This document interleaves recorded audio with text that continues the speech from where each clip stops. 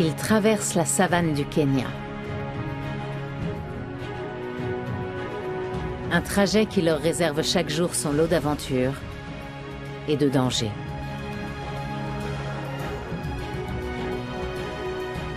Pourtant, il s'agit d'un chemin d'école on ne peut plus banal, du moins pour les Maasai.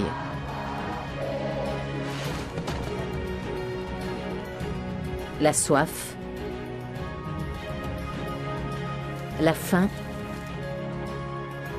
et les animaux sauvages font partie du quotidien de ceux qui empruntent l'un des chemins d'école les plus dangereux du monde.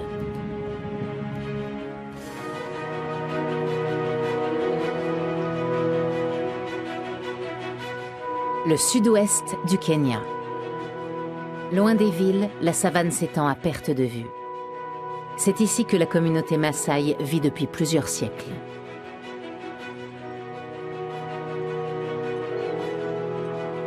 Les vaches et les chèvres constituent depuis toujours leur bien le plus précieux.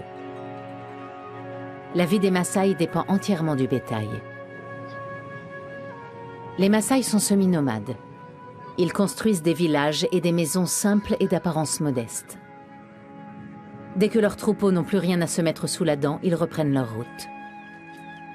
C'est la raison pour laquelle leurs villages se trouvent la plupart du temps éloignés les uns des autres. Autre conséquence, les enfants Maasai doivent parcourir un long chemin semé d'embûches pour se rendre à l'école. « 4 heures du matin. Avant d'aller à l'école, le petit Moseka, âgé de 8 ans, monte la garde. Il veille sur les vaches et les chèvres de sa famille. Des animaux sauvages s'introduisent parfois dans les villages à la faveur de la nuit. Ils représentent une menace sérieuse pour les troupeaux et les enfants. J'ai déjà vu des lions et des hyènes. Ils ont essayé de tuer nos chèvres pendant la nuit, mais ils ne me font pas peur. Quand le jour commence à poindre vers 6 heures du matin, le village Maasai cassioleux sort de sa torpeur.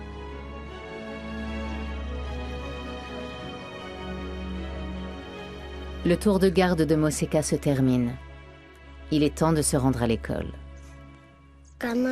Quand je surveille les chèvres la nuit et que je dois aller à l'école après, je me sens très fatiguée. 12 familles habitent le village. La plupart des amis de Moseka restent chez eux pendant la journée et gardent le bétail. Beaucoup de parents ont peur d'envoyer leurs enfants au beau milieu de la savane, sur un chemin d'école long de 10 km.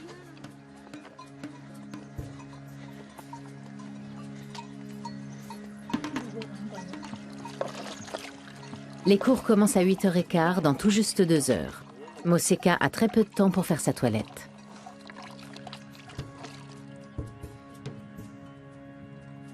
Ce matin-là, comme lui, d'autres enfants de la région se mettent en route vers l'unique école à plusieurs kilomètres à la ronde.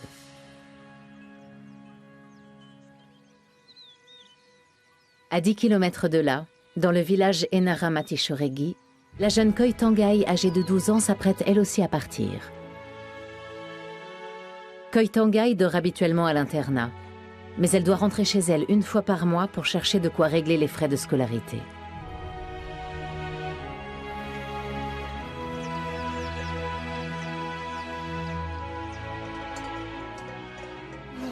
Un jour, je suis allée dans une ville où vivent 500 personnes. J'aimerais bien m'y installer moi aussi. Koitangai a l'un des chemins les plus longs à parcourir pour aller à l'école. Il fait près de 20 km.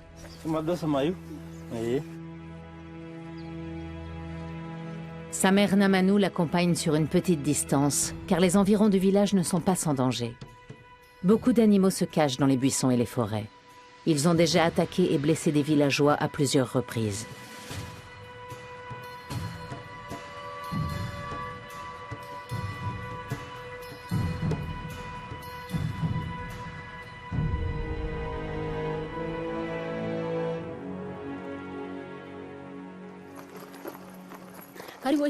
C'est un endroit sauvage. Il y a des animaux dangereux partout, surtout des éléphants, mais aussi des singes et même des lions. Je dois l'accompagner au moins jusqu'à l'endroit où il n'y a plus de buissons et où je peux la suivre du regard pendant quelques mètres encore. Mère et fille cheminent ensemble jusqu'au sommet de la petite colline. La mère de Koitangay doit bientôt faire demi-tour pour s'occuper de la ferme et des animaux. Fais bien attention à toi. Tiens, prends l'argent pour l'école. Tu as de quoi régler le mois.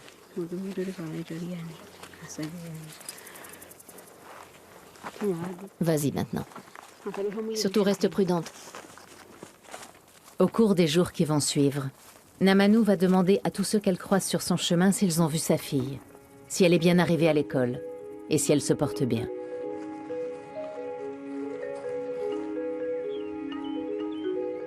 Pour se rendre à l'école, la jeune fille de 12 ans doit traverser l'épineuse savane en direction du sud.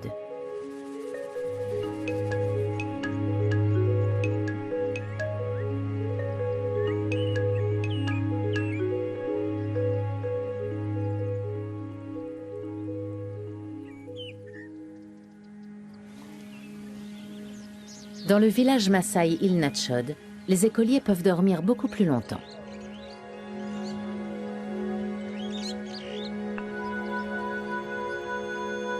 Le petit Lerionka, âgé de 4 ans, prend tout son temps. Après tout, sa maison ne se trouve qu'à 1 heure de marche de l'école. Le père de Lerionka a eu un accident qui lui a coûté la vie dans un champ. Sa mère Nabiki pourrait l'employer à la maison pour garder les animaux, mais elle a d'autres ambitions pour son fils. En plus, Lerionka aime bien aller à l'école.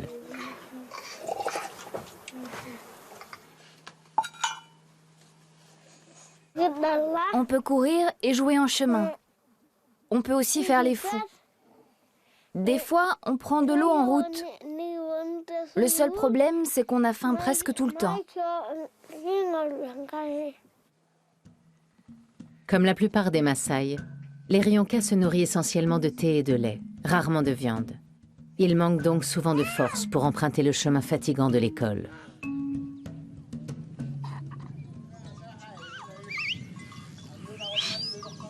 Peu avant 7 heures, le veilleur de nuit Moseka s'apprête lui aussi à quitter Cassioleux pour aller à l'école.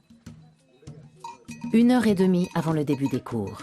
Avec la longue nuit de veille, voilà plus de 12 heures qu'il est sur pied. Comme à son habitude, il boit quelques gorgées de lait en guise de petit déjeuner. La mère de Moseka se fait du souci. Ces derniers temps, des éléphants errent dans la région. Les Maasai considèrent ces animaux sauvages comme les plus dangereux qui soient.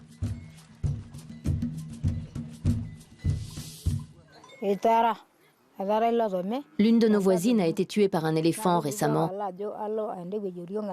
sur le même chemin que celui que mon fils emprunte pour aller à l'école. C'est pour ça que je dis toujours à mon fils, dors près de l'école pendant la semaine. Inutile de rentrer à la maison. Cherche-toi un refuge. Mais il n'est pas à l'abri du danger là-bas non plus, bien sûr.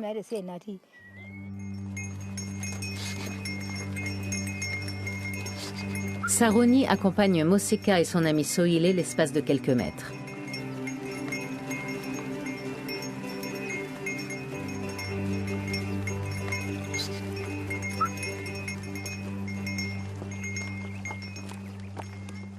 Le grand frère de Moseka sait que les 2 enfants auront besoin de manger un peu de viande pour tenir la route.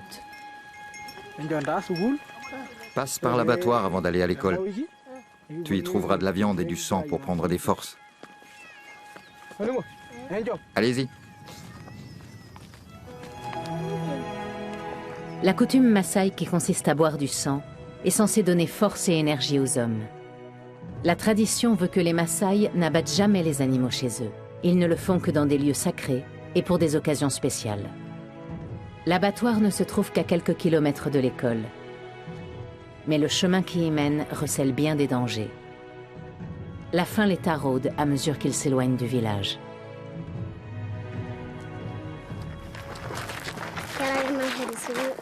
On ne nous donne rien à manger à l'école. Il n'y a que les internes qui reçoivent quelque chose. Nous, c'est très rare. Ça fait déjà plusieurs mois.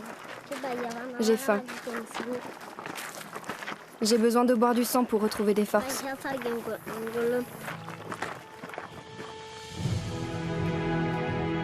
Pour se rendre à l'abattoir, Moseka et Sohilé doivent traverser la vallée des léopards.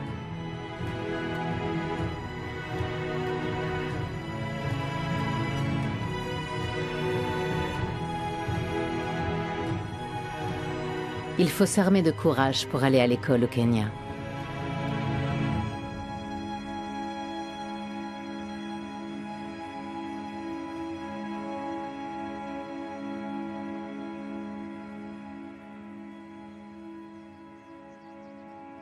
La jeune Koitangai a déjà 1h30 de route derrière elle. La saison des pluies va bientôt commencer. En attendant, l'heure est à la sécheresse et les cours des rivières sont presque à sec.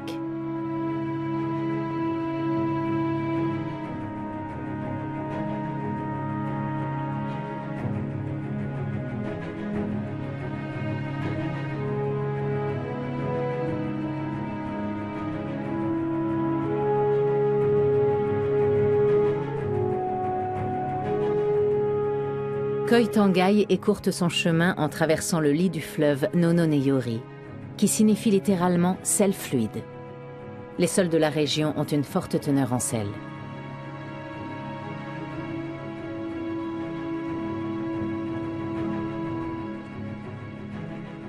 La chaleur est accablante. Il fait 25 degrés dès les premières heures du jour.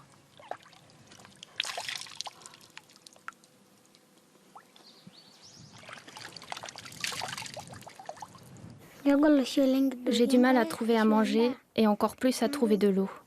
Je peux marcher des kilomètres sans voir d'eau potable sur le chemin. J'aurais envie de thé maintenant, de riz, de haricots et de légumes. Koitangai doit se dépêcher. Elle a trop de retard maintenant pour assister au début des cours, mais elle veut être à l'école pour la pause de midi. Elle ne pourra manger que si elle arrive à temps pour le déjeuner.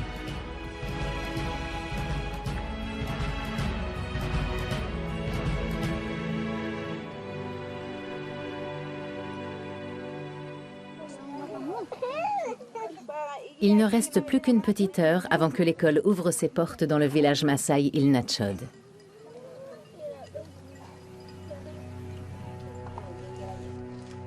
Le petit Lerionka doit lui aussi se mettre en route. Lerionka n'ose pas encore aller à l'école tout seul. Chaque matin, il retrouve ses amis Sepchura et Zimel, ses compagnons de marche.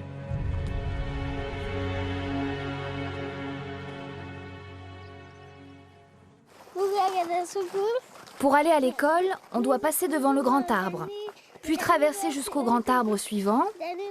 Après, il y a encore un arbre. Il faut éviter le village, on doit se diriger de ce côté. Ensuite, on sera presque arrivé. Plein d'entrain, les trois petits garçons se mettent à suivre le long chemin qui les mène à travers la savane kenyane.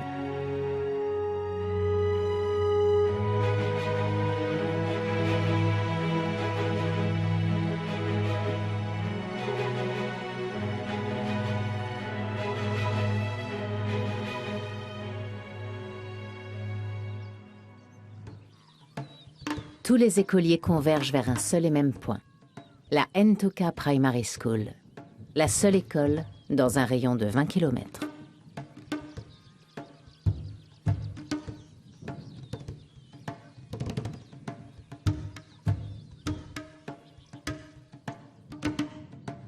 Pendant que près de 200 internes attendent le début des cours, beaucoup d'écoliers suivent encore leur chemin dans la savane. La professeure Mbogo Kilayo vient de Nairobi, la capitale du Kenya. Elle enseigne aux Maasai la langue officielle, le Swahili, ainsi que l'anglais et les mathématiques. Les Maasai ne représentent qu'une toute petite partie du nombre d'enfants scolarisés. La plupart des jeunes Maasai parlent leur propre langue et entretiennent leur propre culture.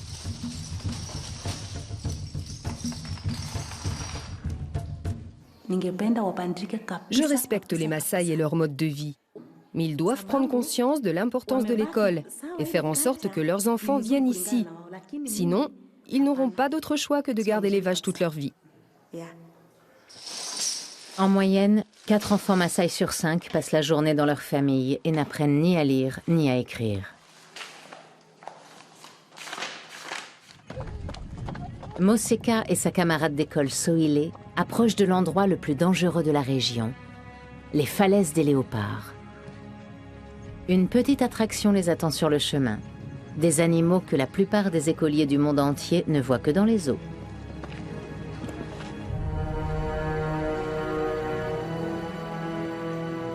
Les girafes, également appelées géantes de la savane, peuvent atteindre une taille de 6 mètres. Contrairement à un grand nombre d'animaux, elles ne représentent absolument aucun danger pour les écoliers. Regarde, des girafes, mon animal préféré. Tu as vu comme elles sont grandes? Le sud du Kenya est à ce jour l'un des endroits de la planète les plus riches en espèces animales. Un bonheur que Moseka et Soile savent apprécier.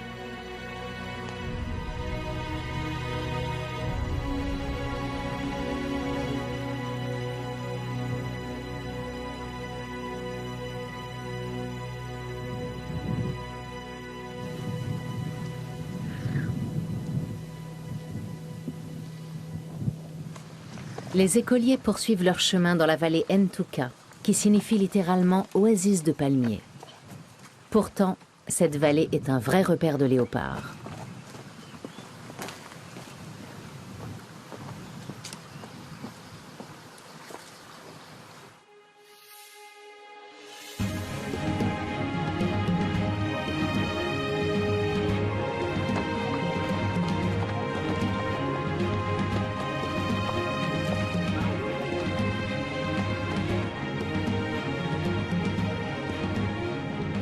Qu'il s'agisse des antilopes, des gazelles ou des gnous, la plupart des animaux ont peur des hommes, et même des petits écoliers. J'adore quand on peut chasser les animaux.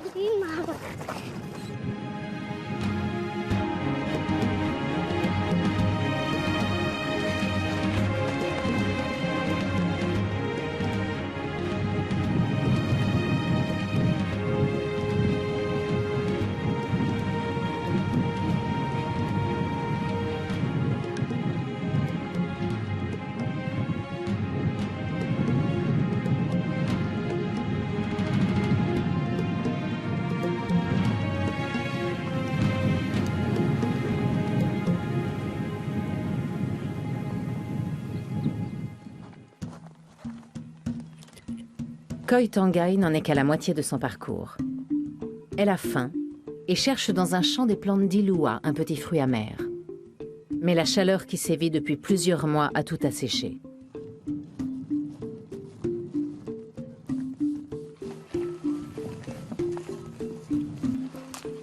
Koi Tangai tape sur les branches et repère les parties de l'arbuste qui grouillent de fourmis pour éviter les fruits les moins comestibles.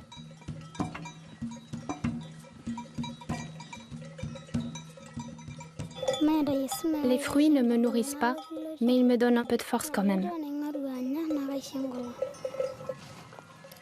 La chaleur qui atteint désormais 30 degrés amoindrit les forces de Koi Tangai. La jeune fille ne fait jamais de longues pauses, car elle ne doit en aucun cas manquer le repas de midi pour les élèves de l'internat, sans quoi elle devra jeûner jusqu'au lendemain.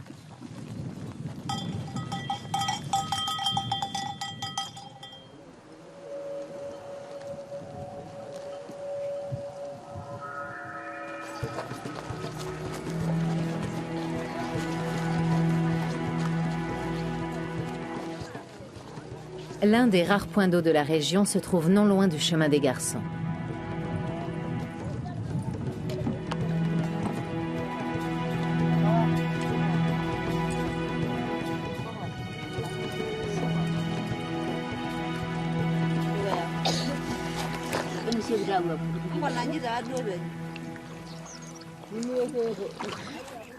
On doit venir ici quand on a soif. On nous donne pas d'eau à l'école.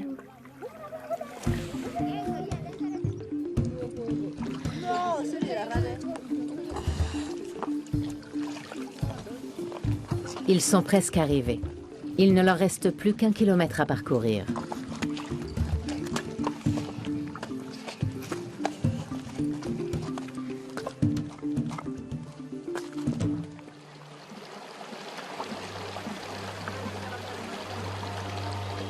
De leur côté, Moseka et Soile approchent de la partie la plus redoutée de la vallée Ntuka, le repère des fauves.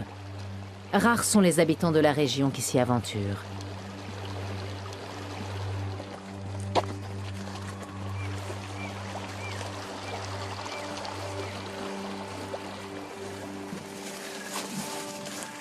Les voici arrivés devant les falaises qui servent de refuge aux léopards. Tous les Maasai des environs savent que les félins redoutés rôdent quelque part là-haut. Mais il n'y a pas d'autre chemin pour se rendre à l'abattoir. Je suis déjà venue ici. J'ai vu les léopards en haut, là-bas.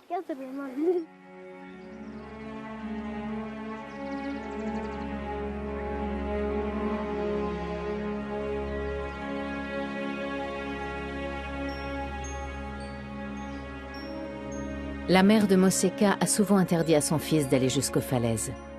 Plusieurs Maasai de la région ont été attaqués et grièvement blessés.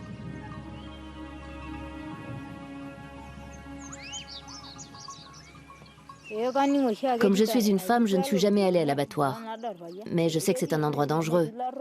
Il y a des léopards, des buffles et d'autres animaux redoutables. À la fin de l'été, un autre danger menace. La météo.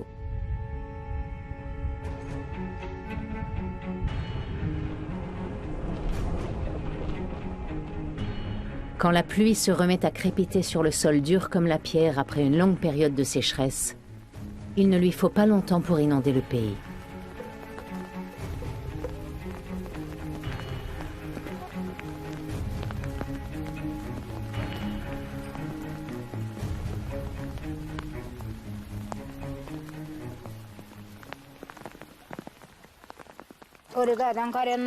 La pluie est aussi dangereuse que les animaux sauvages.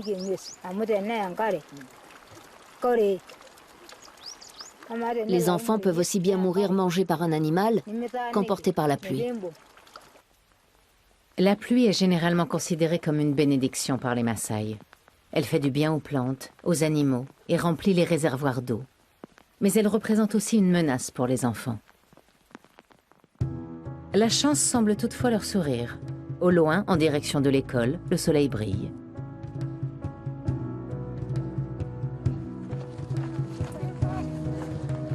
Les Rionka et ses amis ont presque atteint leur but. Ils profitent des derniers mètres pour faire des projets d'avenir.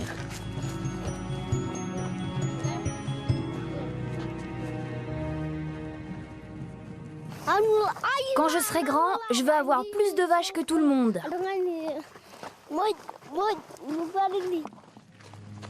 Tout Maasai qui se respecte doit avoir au moins 50 vaches et chèvres. Il est 8h15. Tandis que les autres enfants poursuivent leur route en direction de l'école, le groupe de l'Erianka pousse la grille, juste à temps pour l'appel.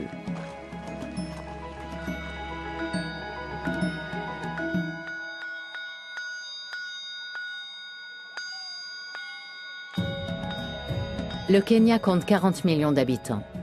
Les Maasai ne représentent qu'une infime partie d'entre eux. Selon les estimations, leur nombre s'élèverait à 300 000. La culture de cette minorité n'a pas sa place dans le parcours scolaire officiel.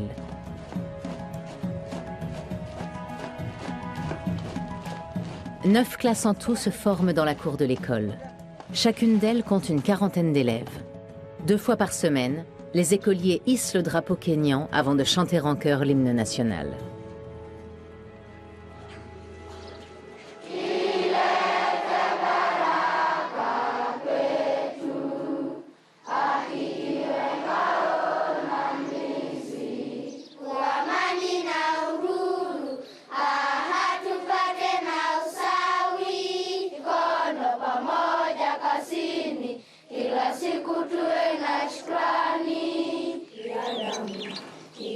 Les professeurs savent que, comme chaque jour, il faudra encore patienter avant de voir tous les bancs occupés.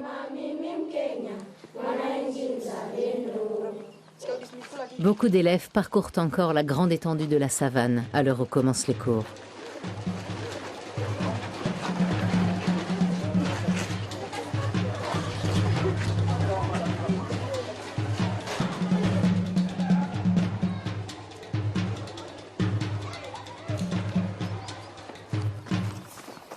Koitangai poursuit sa route.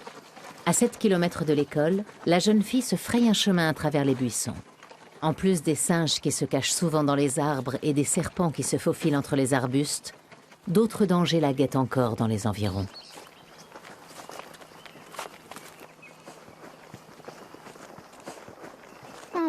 C'est du caca d'éléphant. Cette crotte est déjà vieille, mais l'autre est encore fraîche. J'ai peur des éléphants, ils sont très dangereux.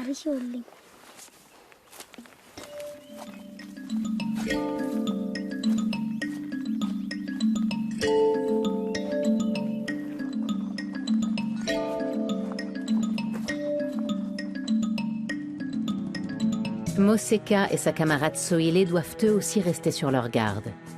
Ils espèrent échapper aux léopards.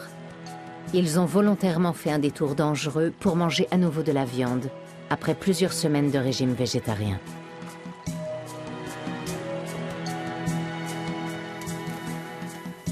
Ils atteignent le point d'abattage à 9 heures.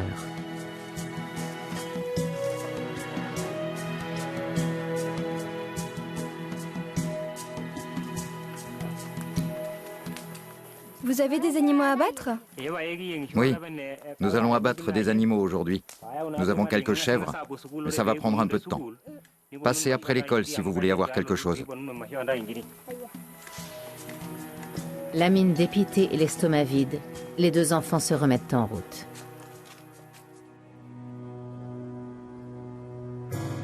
Khoi Thangai a un mauvais pressentiment.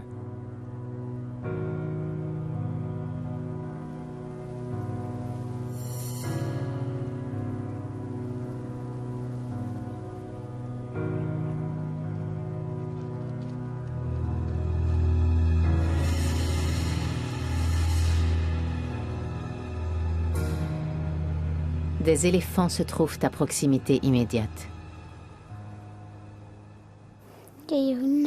Je dois marcher contre le vent, c'est dangereux. S'ils nous sentent, ils peuvent nous tuer.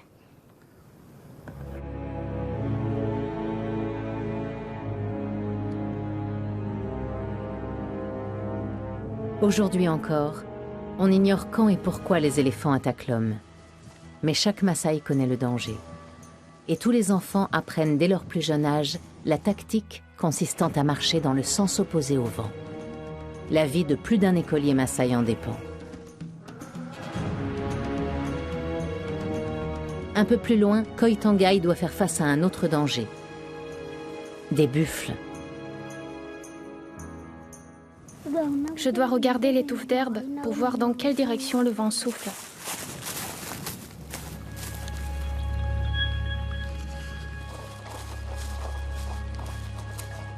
Sa stratégie semble efficace.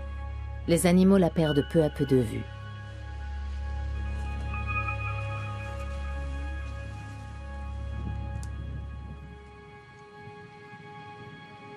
Moseka et Soile ne sont plus qu'à 2 pas de l'école, mais pour soulager leur ventre qui crie famine, ils s'arrêtent régulièrement et mangent tout ce qu'ils trouvent au bord du chemin.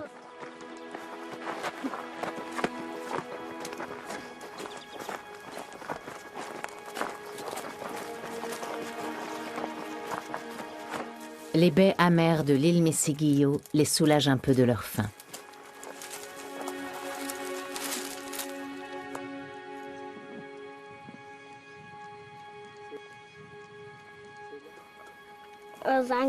J'aime bien manger ce fruit, même s'il ne nous donne pas autant d'énergie que la viande.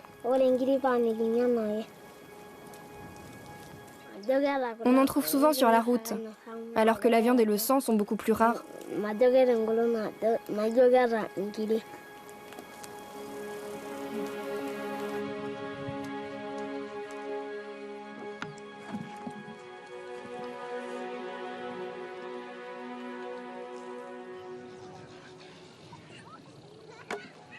10 heures viennent de sonner à la Ntoka Primary School. Pendant que certains enfants parcourent encore le chemin de l'école, le petit Lerionka apprend les maths et l'anglais.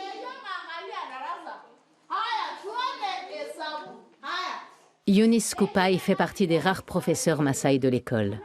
À l'époque où elle était élève, seuls 5% des Maasai allaient à l'école. Aujourd'hui, ils sont 4 fois plus nombreux.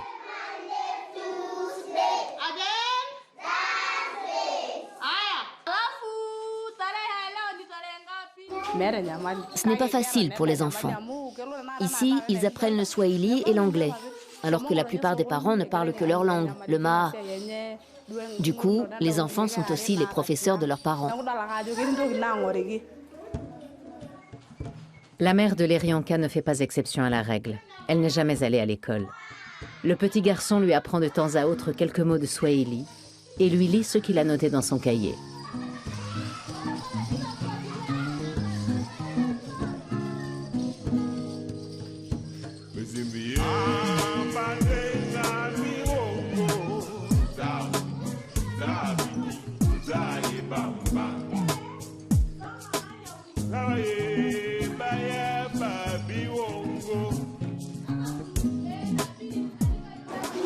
J'adore compter.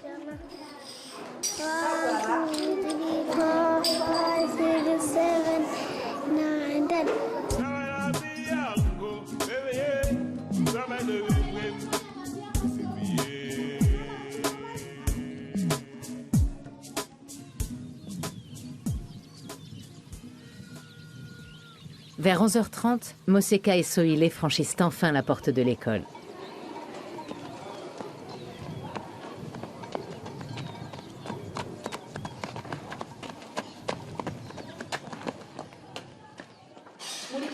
D'où venez-vous? Pourquoi êtes-vous en retard? J'attends vos explications. On est allé à l'abattoir. Où ça? À l'abattoir. C'est dangereux. Je devrais vous frapper pour vous punir. Et toi? Pourquoi n'as-tu rien fait? Pourquoi n'as-tu pas fait attention à elle? Tu voulais aussi aller là-bas? Il y a à manger là-bas. Vous devez arriver à l'heure. Malgré la réprimande, les deux enfants sont bien contents d'être enfin à l'école. Ils arrivent souvent en retard et manquent plus d'un tiers des cours, surtout les cours d'anglais et de swahili. Ils arrivent généralement pour le cours de maths, la 3e heure de cours de la journée. De son côté, Koitangai a réussi à éviter le troupeau d'éléphants et semble être à l'abri du danger. Elle a beau être partie la première, elle sera la dernière à arriver à l'école.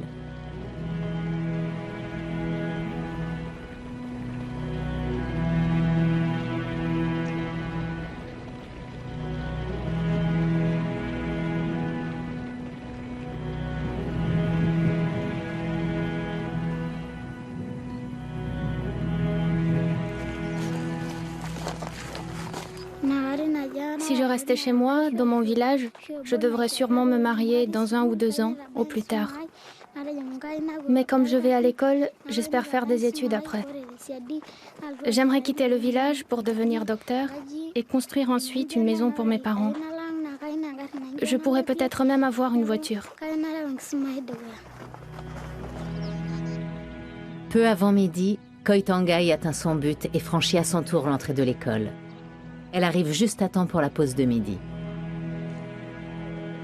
Mais avant de manger, elle doit se présenter devant le directeur de l'école et payer 1 mois d'internat. La facture s'élève à 750 shillings kenyans, l'équivalent de 6,50 €. Un budget considérable pour sa famille. Les chèvres sont leur bien le plus précieux et ils doivent en sacrifier 2 pour chaque année d'école. Bonjour, tu as fait bonne route? Tu es en retard. Tu as l'argent, c'est bien. Comment tu t'appelles? Voici ton reçu mensuel pour l'internat.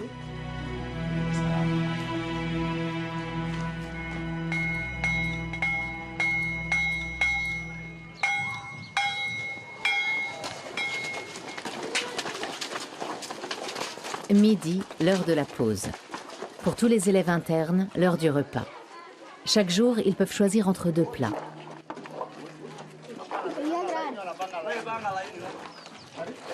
L'ordre de distribution se fait en fonction de l'âge. Les plus jeunes sont les premiers servis.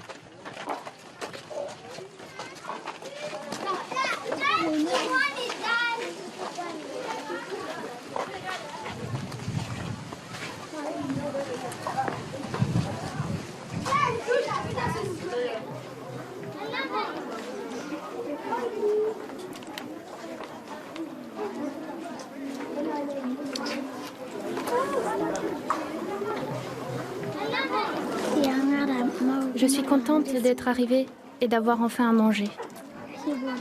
J'aime aller à l'école, mais mes parents me manquent et je pense souvent à eux.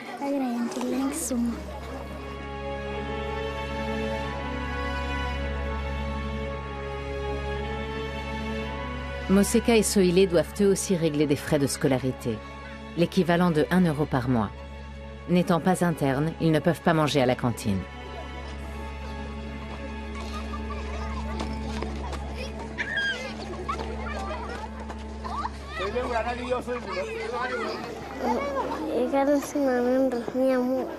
J'ai toujours très faim à la pause du midi. J'aimerais bien avoir la même chose à manger que les élèves internes. J'ai hâte que l'école soit finie pour manger de la viande et boire du sang.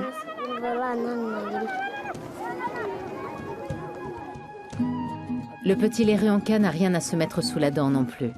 Mais la journée d'école finit de bonne heure pour les plus jeunes. Leryanka et ses amis rentrent chez eux dès midi.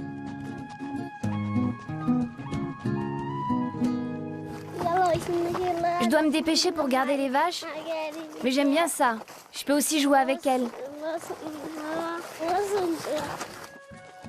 Pas question pour les 3 jeunes Maasai de traîner la jambe. D'un pas vif et alerte, ils parcourent une nouvelle fois la savane pendant 1 heure.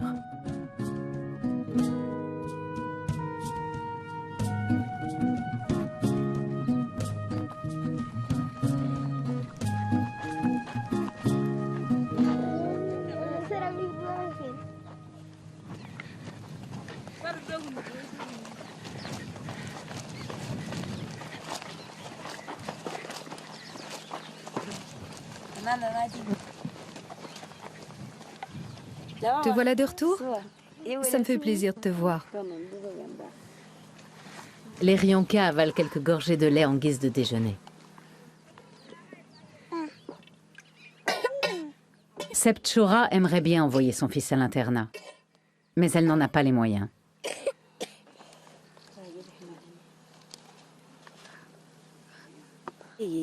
Je veux que mes enfants apprennent beaucoup de choses.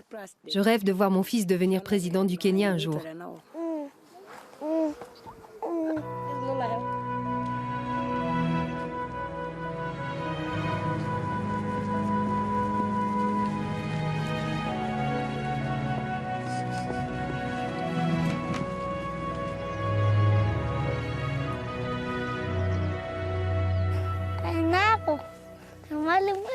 J'aimerais devenir professeur plus tard. Et puis je veux voyager et découvrir d'autres pays. Après je reviendrai et je rendrai visite à maman. Leryanka gardera les veaux jusqu'à la tombée de la nuit, puis il ira se coucher. Pour d'autres écoliers, en revanche, la journée suit son cours.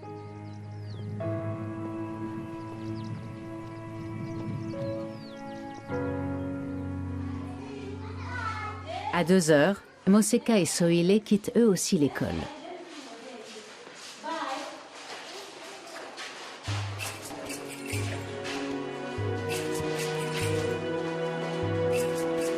Les 2 garçons laissent leurs camarades à leur jeu pour se rendre à l'abattoir des Maasai.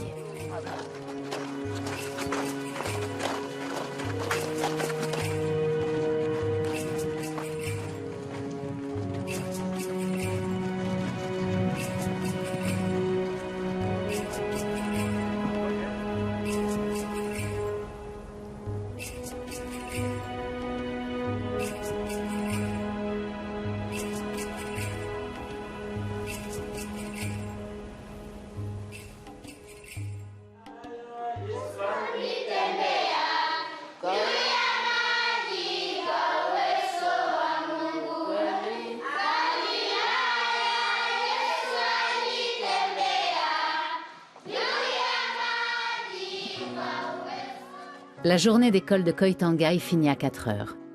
Après le dernier cours, la jeune fille se rend à l'internat avec ses camarades.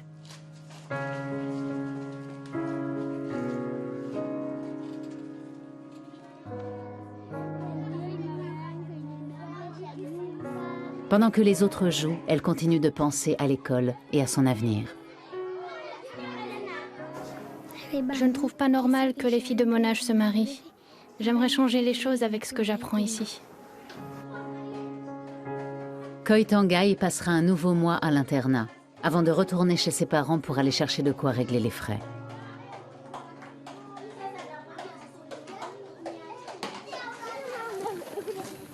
À 4h30, Moseka et Soele atteignent enfin l'endroit dont ils rêvent. Ils arrivent au point d'abattage. Le grand frère de Moseka est lui aussi au rendez-vous.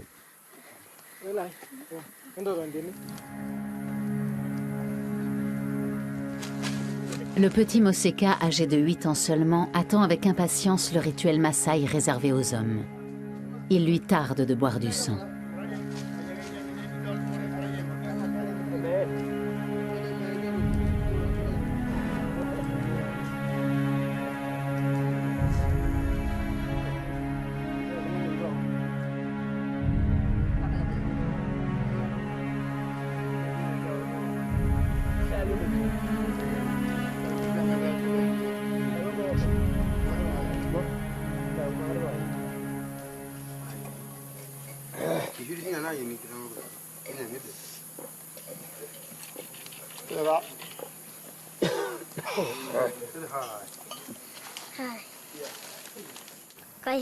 Le sang me rend fort. Selon la croyance Maasai, le sang de chèvre que Moseka vient de boire lui donnera de la force dans les jours qui viennent.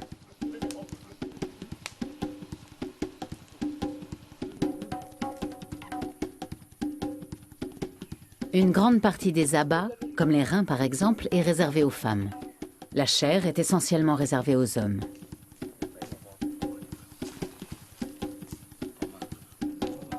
Les écoliers ont mené leur mission du jour à bien. Mais Moseka est sûr d'une chose. Il restera dans son village après l'école. Il veut passer toute sa vie auprès des siens. Plus tard, je rêve d'avoir plein de vaches. J'aime être un Maasai. Nous avons des vaches, des chèvres. Je n'ai besoin de rien d'autre pour vivre.